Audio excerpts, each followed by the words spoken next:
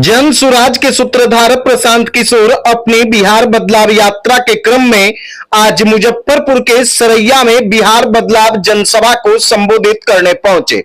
Jagat Singh high school मैदान में जनसभा को संबोधित करने के बाद उन्होंने मीडिया के सवालों का जवाब दिया।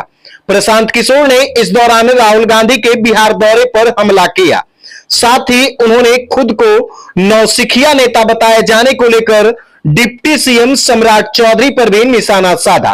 प्रशांत किशोर ने कांग्रेस नेता राहुल गांधी के आगामी बिहार दौरे और पदयात्रा करने पर हमला करते हुए कहा कि अब बिहार की जनता को देखना है कि वो चुनाव से पहले बिहार घूमने आ रहे हैं, बेवकूफ बनाकर वोट लेने आ रहे हैं। क्या पहले जब बेरोजगार बच्चे दर दर भटक रहे थे तब वो आए? जब कोविड में लोग पैदल चलकर दिल्ली मुंबई से बिहार आए तब इन्होंने बिहार की जनता के लिए क्या किया? शिक्षा सुधारने, बेरोजगारी हटाने के लिए इन्होंने क्या किया? 40 से 45 साल से इन्हीं लोगों का राज है। बिहार अब मजदूरों की फैक्ट्री बन गया है, इसलिए लोग अब इनके झांसे में आने वाले नहीं हैं। वहीं डिप्टी सीएम सम्राट चौधरी द्वारा नौसिखिया नेता बताए जाने पर भी प्रशांत किशोर ने तंज किया। उन्होंने कहा कि मैं उनकी बात का समर्थन करता हूं। बिहार को नेताओं ने ही लूटा है, उन लोगों को भ्रष्टाचार करने का अनुभव है, लेकिन हम लोग नए नेता हैं, नए तरह की राजनीति कर रहे हैं। हम लोगों को अपहरण और रंगदारी का अनुभव नहीं है। इसी दौरान बिहार सरकार द्वारा लगातार नए योजनाओं का ऐलान करने के सवाल पर प्रशांत किशोर ने कहा कि यह जनता की ताकत है। मुख्यमंत्री नीतीश कुमार 20 साल से बुजुर्गों को 400 रुपया दे रहे थे। जनसुराज के ऐलान के बाद बढ़ाकर उन्होंने 1100 रुपया किया है। हम जामवंत हैं और बिहार की जनता हनुमान है। हम जामवंत की तरह ही लोगों को जगाने आए हैं कि अपनी शक्ति को पहचानो, उन लोगों को वोट दो जो आपके बच्चों के बारे में सोचे। देखिए प्रशांत किशोर क्या कुछ कह रहे हैं, वह आप खुद सुनिए। बिहार की जनता को देखना है, चुनाव से पहले बिहार घूमने आ रहे हैं, क्या करें? आपके बच्चे जो बेरोजगारी में आए थे,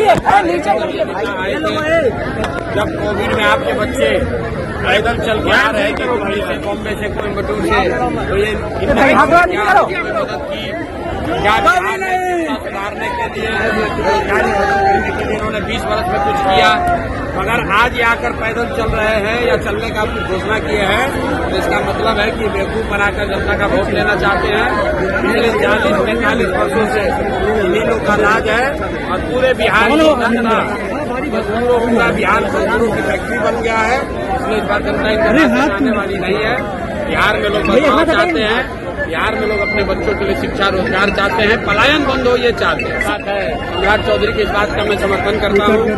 मैं नया नेता हूँ, मैं तो कहता हूँ मैं नेता हूँ भी नहीं, क्योंकि बिहार की जनता को नेताओं ने ही तो लूटा है। जो ये पुराना नेता है, अनुभव है बिहार में भ्रष्टाचार करने का अनुभव है।